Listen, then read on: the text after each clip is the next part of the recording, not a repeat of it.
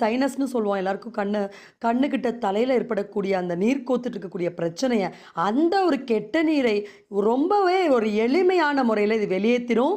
So நம்ம லங்ஸுக்கான ஒரு மிகப்பெரிய பூஸ்டராக இது வேலை செய்யும்.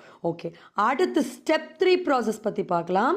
இப்போ நம்ம ஸ்டெப் 3 ப்ராசஸில் மலக்குடலை சுத்தப்படுத்துவதற்கான வழி எனிமா. இந்த எனிமா பற்றி நீங்கள் கேள்விப்பட்டிருக்கலாம். எல்லா நோய்களையுமா தீர்க்கக்கூடிய ஒரு அருமை மருந்து.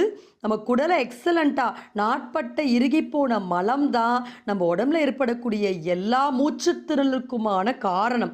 அப்போ நம்ம மலக்குடலை ஒரு 15 நாட்களுக்கு ஒரு முறை தான் எனிமா கொடுக்கணும். சில பேர் தொடர்ச்சியாக 48 நாள் எனிமா கொடுக்கணும்னு சொல்லுவாங்க.